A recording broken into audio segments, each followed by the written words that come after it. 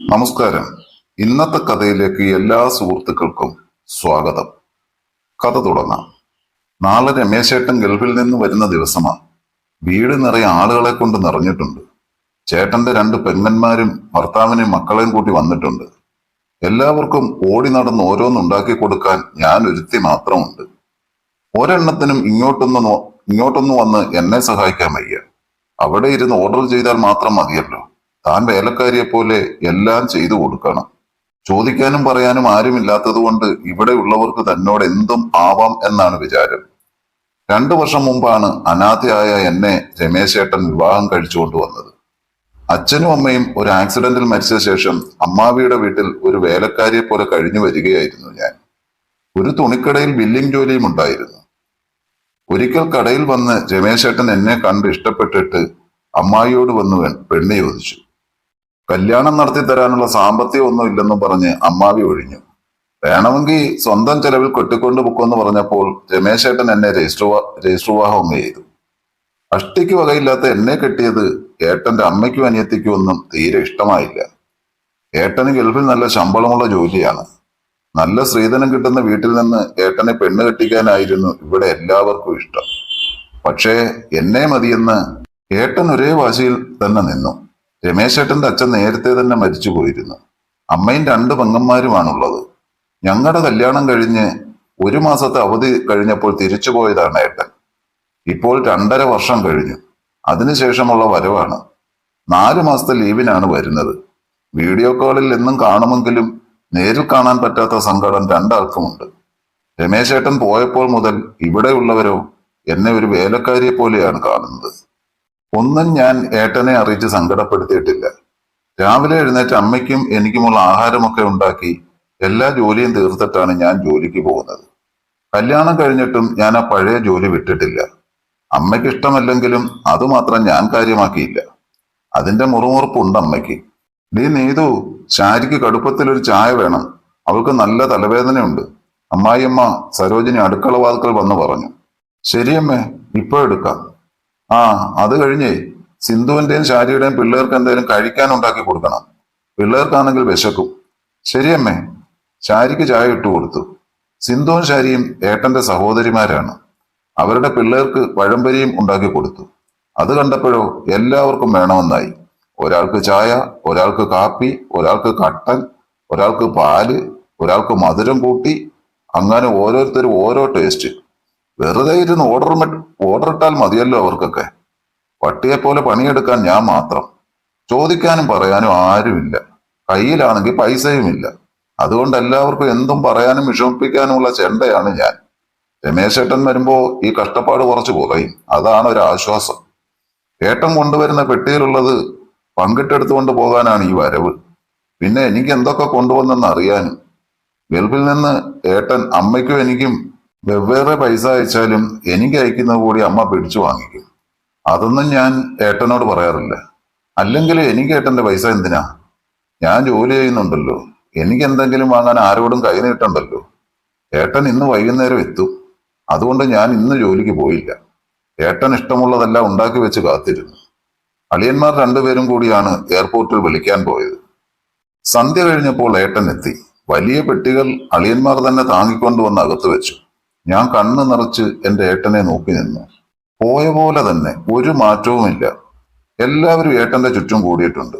നന്നായി ഒന്ന് കൺകുളിർക്കെ കാണാൻ ഞങ്ങൾക്ക് പറ്റിയിട്ടില്ല. ആ, അപ്പോ ഇനി സംസാരമെല്ലാം കുളിച്ചിട്ടാവാം. നീതു, എനിക്ക് തോർത്തും കൊണ്ടും എടുത്തതാ. ഏട്ടൻ എന്നെ നോക്കി ആരും കാണാതെ കണ്ണിറുക്കിക്കൊണ്ട് പറഞ്ഞു.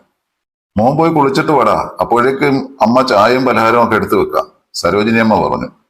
രമേശേട്ടൻ മുറിയിലേക്ക് പോയി. പിന്നാലെ ഞാനും. അലമാരയിൽ നിന്ന് ഏട്ടനുള്ള തോർത്തെടുക്കുമ്പോൾ ഏട്ടൻ വന്ന് എന്റെ പിന്നിലൂടെ വന്ന് കെട്ടി ഒരു പിടുത്തം.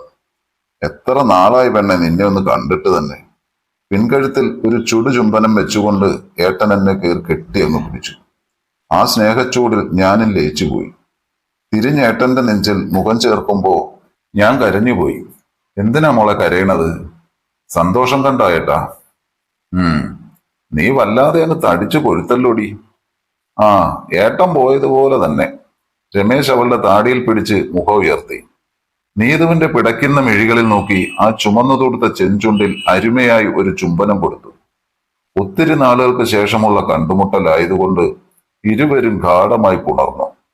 അവന്റെ കൈകൾ അവളുടെ ശരീരത്തിലൂടെ തഴുകി തലോടി. അവളുടെ ആ വയറിൽ അവൻ ചെറുതായൊന്ന് നുള്ളി. കഷ്ടിച്ചൊരു മാസത്തെ മധുവിത് കഴിഞ്ഞ് പിരിഞ്ഞവരാണ്. എല്ലാം കൈവിട്ടു പോകുമെന്ന് തോന്നിയപ്പോൾ അവൾ വിട്ടുമാറി. ഏട്ടാ, വിട്ടേ വിട്ടേ, അവിടെ എല്ലാവരും ഉണ്ട്. ഞാനങ്ങോട്ട് ചെന്നില്ലെങ്കിലേ അവർ തെറ്റിദ്ധരിക്കും. ഞാനങ്ങോട്ട് ചെല്ലട്ടെ. ഇനിയെല്ലാം നമുക്ക് രാത്രി മതി. ഇനി നിന്നാലേ ശരിയാവില്ല. ഏട്ടനെ തള്ളിമാറ്റി ഞാൻ അടുക്കളയിലേക്ക് ഓടി. അവിടെ ചെല്ലുമ്പോൾ അമ്മയും പെങ്ങന്മാരും കൂടി എല്ലാം അവരാണ് ചെയ്തതെന്ന ഭാവത്തിൽ മേശപ്പുറത്ത് നിരത്തുകയാണ്. ഏട്ടൻ കുളിച്ചു വന്നിരുന്നപ്പോൾ അമ്മ ചായ കൊണ്ടു കൊടുത്തു. പെങ്ങന്മാർ രണ്ടും അപ്പുറം ഇപ്പുറം നിന്ന് പലഹാരങ്ങൾ മത്സരിച്ച് കൊടുക്കുന്നുണ്ട്. ഏട്ടൻ വരുന്നതറിഞ്ഞ് ഞങ്ങളും അമ്മയും കഷ്ടപ്പെട്ടുണ്ടാക്കിയതാണല്ല, സിന്ധു പറഞ്ഞു. ടേസ്റ്റ് ഉണ്ടോ ഏട്ടാ? ശാരി ചോദിച്ചു. രമേശേട്ടൻ ഒന്ന് ചിരിച്ചു. ഡി മോളെ, എന്റെ ഭാര്യ ഉണ്ടാക്കിയത് കഴിച്ചാൽ എനിക്ക് അറിഞ്ഞൂടെ? അവൾ എന്തുണ്ടാക്കിയാലും മോശമാവില്ലല്ലോ. രമേശേട്ടൻ സ്നേഹത്തോടെ എന്നെ നോക്കിയപ്പോൾ എന്റെ കണ്ണ് നിറഞ്ഞുപോയി. അമ്മയും പെങ്ങന്മാരും നാണം കെട്ടുപോയി. പെട്ടി പൊട്ടിക്കുന്നില്ലേ അളിയാ? രാത്രി ഏട്ടൻ കിടക്കാനൊരുങ്ങിയപ്പോൾ സിന്ധുവിന്റെ ഭർത്താവ് ചോദിച്ചു. ഓ, അത് നാളെ പൊട്ടിക്കാളിയാ. പിന്നെ കുപ്പിയൊന്നും ഞാൻ ഇത്തവണ കൊണ്ടുവന്നില്ലളിയാ. അതുകൊണ്ട് അളിയന്മാർ അതുവല്ലോ നോക്കിയാണ് നിന്നെങ്കിൽ ഇപ്പോഴേ പോയി കിടന്നുറങ്ങിക്കോ. എന്റെ കല്യാണം കഴിഞ്ഞപ്പോൾ തന്നെ ഞാൻ ഇടയ്ക്കുള്ള ഈ വെള്ളമടി അങ്ങ് നിർത്തി. നീതുവിനും അത് ഇഷ്ടമല്ല. രമേശേട്ടൻ അത് പറഞ്ഞത് കേട്ട് അളിയന്മാരുടെ മുഖം ഒന്ന് ഇരുണ്ടു. നീ ഇപ്പോഴേ അച്ചിക്കോന്തനായോടാ. വല്ലപ്പോഴും ഒന്ന് കുടിച്ചു എന്ന് വെച്ച് ഒന്നും സംഭവിക്കാൻ പോണില്ല. അമ്മയാണത് പറഞ്ഞത്. ഏട്ടൻ കുപ്പി കൊണ്ടൊന്നില്ലെങ്കിൽ സാരമില്ല, ഇവർക്ക് ഇവിടുന്ന് മേടിച്ചു കൊടുക്ക്. വന്നിട്ട് ഇത്രയെങ്കിലും ചെയ്യേ. വേണ്ട വേണ്ട, ഈ വീട്ടിൽ ഇനി ആരും കുടിക്കുകയും വലിക്കുകയും ഒന്നും വേണ്ട. അതെല്ലാം ഞാൻ ഒഴിവാക്കിയതാ. അത് കേട്ട് എല്ലാവരും നിരാശരായി. ആ, ഞങ്ങൾക്ക് എന്താ ഏട്ടൻ കൊണ്ടുവന്നത്? പെങ്ങന്മാര് ചോദിച്ചു. അതെങ്കിലും ഇങ്ങ് എടുത്ത് തായേട്ടാ. നിങ്ങളൊക്കെ ഞാൻ ഇത്രയും കാലം കൊണ്ടുവന്നതൊക്കെ വാങ്ങിക്കൊണ്ട് പോയാലേ പിന്നെ അടുത്ത വരവിലല്ലേ ഇങ്ങോട്ട് വരുന്നത്. അതുകൊണ്ട് എല്ലാവർക്കും എന്റെ പണവും ഞാൻ കൊണ്ടുവരുന്നത് മതിയെന്ന് നേരത്തെ തന്നെ എനിക്ക് മനസ്സിലായതാ. അതുകൊണ്ട് ഇത്തവണ ആർക്കും ഞാൻ ഒന്നും കൊണ്ടുവന്നിട്ടില്ല. അതിനുള്ളിൽ എന്റെ ഡ്രസ്സുകൾ മാത്രമേ ഉള്ളൂ. ഇനി ഞാൻ അങ്ങോട്ട് പോണതേയില്ല. ഇവിടെ ഒരു ബിസിനസ് തുടങ്ങാമെന്ന് വെച്ചു. അതുകൊണ്ട് വെറുതെ ഓരോന്ന് വാങ്ങി കാശ് കളയാൻ നിന്നില്ല. നിങ്ങളൊക്കെ എന്റെ കയ്യിൽ നിന്ന് കുറച്ചൊക്കെ വാങ്ങിയതല്ലേ. ഇനി ഇങ്ങോട്ട് കുറച്ചൊക്കെ സഹായിക്കേണ്ടി വരും. പിന്നെ ഞാൻ എന്റെ ഭാര്യയ്ക്ക് അയച്ചു കൊടുക്കുന്ന പൈസയൊക്കെ അമ്മ വാങ്ങി വെച്ചിട്ടുണ്ടാവുമല്ലോ. അതൊക്കെ ഇങ്ങ് തന്നേക്ക്. ആവശ്യം വരും ബിസിനസ് തുടങ്ങുമ്പോഴേ. അത്രയും പറഞ്ഞ് രമേശൻ മുറിയിൽ നിന്ന് പോയി. അവന്റെ തീരുമാനമറിഞ്ഞ് നീതുവിനും ഒത്തിരി സന്തോഷം തോന്നി. താനൊന്നും പറയാതെ തന്നെ തന്റെ ഭർത്താവ് തന്നെ മനസ്സിലാക്കിയതിൽ നീതു സന്തോഷിച്ചു. പിറ്റേന്ന് രാവിലെ തന്നെ ഭാര്യമാരെയും കൂട്ടി അളിയന്മാർ സ്ഥലം വിട്ടു. എങ്ങാനും സഹായിക്കേണ്ടി വന്നാലോ എന്ന് കരുതി മുങ്ങിയതാണ്. സരോജിനി അമ്മയും അതോടെ ഒതുങ്ങി. ജീവിതം സന്തോഷത്തോടെ പോകാൻ തുടങ്ങിയപ്പോൾ നീതുവിനും സമാധാനമായി. പ്രിയപ്പെട്ടവനൊപ്പമുണ്ടല്ലോ ഇനി എന്നും.